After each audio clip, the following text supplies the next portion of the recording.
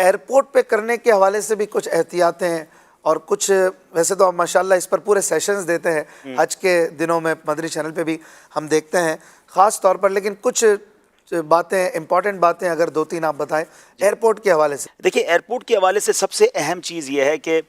سب سے پہلے تو آپ نے اپنے ڈاکیومنٹس کا خیال رکھنا ہے۔ آپ کا پاسپورٹ سمجھ لیں آپ کی جان ہے، مسافر کی جان جو ہے وہ سمجھ لیں پاسپورٹ ہے۔ پاسپورٹ کھو گیا تو آپ کے لیے بڑی مشکل ہو سکتی ہے، طوطے میں جان ہے۔ ہاں، تو پاسپورٹ اپنا آپ نے سنبھال کے رکھنا ہے۔ بعض اوقات حاجی جو ہے وہ اپنے بیلٹ کے اندر اپنا پاسپورٹ، اپنی قیمتی چیزیں رکھتے ہیں، اور واش روم وغیرہ گئے، وضو خانے پر گئے، اپنا بیلٹ اتار کے رکھا اور پھر بھول گئے، تو بعض اوقات پاسپورٹ، پیسے، موبائل سب چلا جاتا ہے۔ تو کوشش کریں کہ اس کا بہت آپ خیال رکھیں۔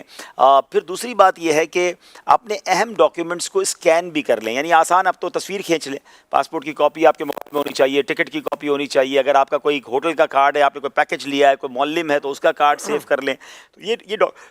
ڈاکیومنٹ آپ کو بہت کام آئیں گے۔ اچھا، پھر اس کے بعد ایک بڑی غلطی جو ہوتی ہے کہ ہم بعض اوقات کسی کا سامان لے جاتے ہیں، اس میں آپ نے بہت ایک بار اور بہت کہہ دیتا ہوں، احتیاط کرنی ہے۔ کسی کا سامان نہ لے جائیں جب تک آپ اسے جانتے نہیں ہیں، بلکہ سچی بات یہ ہے کہ جاننے والے کا بھی سامان لے جانا بعض اوقات ضروری نہیں ہوتا، کیونکہ حرمین طیبین اور بلکہ پوری دنیا میں کوئی بھی ایسی چیز جو ممنوع ہے اس پر بڑی سخت سزائیں ہیں، اور اللہ نہ کرے اگر منشیات وغیرہ ہے تو سزائے موت تک معاملہ پہنچ جاتا ہے۔ بعض اوقات لوگ کہتے ہیں یار ہمارا بیگ ذرا لے جائیں، وہ ہمارے بھائی لے لیں گے۔ آپ کو پتا ہوگا پاکستان میں کچھ سالوں پہلے ایک فراڈ ہوا تھا، جس میں جو بھیجنے والے تھے فری ٹکٹ دیے گئے تھے غریب لوگوں کو کہ ہم آپ کو عمرے پہ بھیج رہے ہیں، اور ان کے چپل کے اندر ہیروئن چھپائی گئی تھی،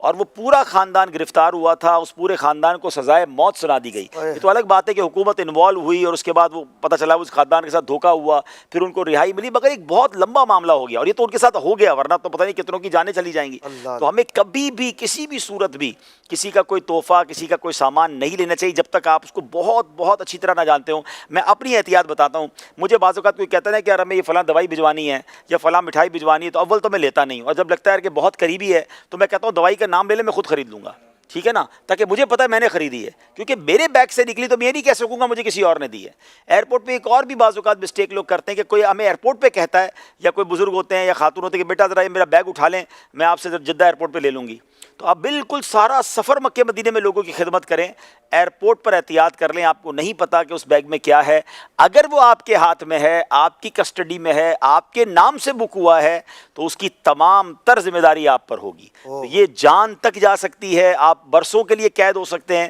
تو اس میں بہت احتیاط کی ضرورت ہے۔ بعض اوقات اچھا، پھر اسی طرح اپنا بیگ بھی خود پیک کیا کریں، بعض اوقات ہم اپنا بیگ خود نہیں پیک کر رہے ہوتے، ہمیں نہیں پتا ہمارے بیگ میں کون کیا ڈال دے، تو بہت احتیاط کی ضرورت ہے انٹرنیشنل ٹریول میں، خاص طور پر حرمین طیبین میں جائیں، اور ان کے قوانین ہے، ہمارا کام ہے ان قوانین کو فالو کرنا، تو ان تمام چیزوں کا آپ نے بہت خیال رکھنا ہے۔ بیگ بعض اوقات لوگ 4 لاکھ کا سفر کر رہے ہیں، بیگ 3,000 والا خریدنا ہے، بھئی آپ نے جب 3-4 لاکھ عمرے پہ خرچ کیے تو 10-15 ہزار 20,000 والا بیگ لے لیں، اس نیت سے لیں کہ انشاءاللہ اس بیگ کے ساتھ 12 بار مدینے جاؤں گا انشاءاللہ، تو مضبوط بیگ لیں۔ بیگ ٹوٹ گیا تو سمجھ لیں ٹانگ ٹوٹ گئی،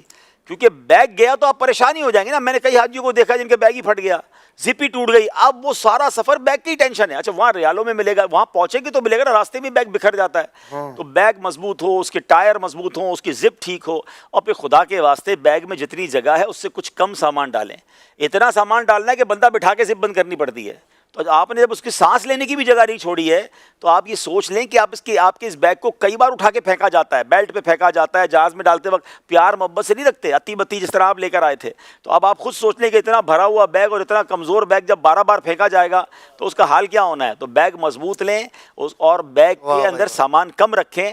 آخری بات بتا دیتا ہوں بیگ کے حوالے سے جو بڑی تجربے کی بات ہے، اپنے بیگ کا کلر وہ لیں جو نارملی لوگ نہیں لیتے۔ اچھا، آپ ریڈ کلر کا بیگ لے لیں، آپ اسکائی بلو کلر کا بیگ لے لیں، یلو کلر کا بیگ لے لیں۔ آپ کہیں گے یار یہ کیسے کلر بتا رہے ہیں، کیونکہ جب بیلٹ پہ سینکڑوں بیگ چل رہے ہوں گے نا، آپ کا بیگ آپ کو دوسرا نظر آ جائے گا، آپ فوراً جا کے اٹھا لیں گے یہ میرا بیگ ہے۔ بیگ کے اوپر کوئی ڈوری وغیرہ بھی اپنی نشانی کے لیے باندھیں، ورنہ وہی بلیک، وہی نیوی بلو، وہی گرے کلر آپ ہر بیگ کو اٹھا کے سمجھیں گے میرا بیگ ہے۔ اور بعض اوقات ایسا بھی ہوتا ہے کہ ہمارے جیسا بیگ اگر کسی اور کا ہے تو کوئی اور آپ کا بیگ لے کے چلا جائے گا، تو اپنا بیگ بالکل کلر ایسا چینج کر کے لے لیں، آپ دعائیں دیں گے انشاءاللہ ہزاروں بیگ میں اپنا بیگ آپ فوراً پہچان لیں گے۔ زبردست۔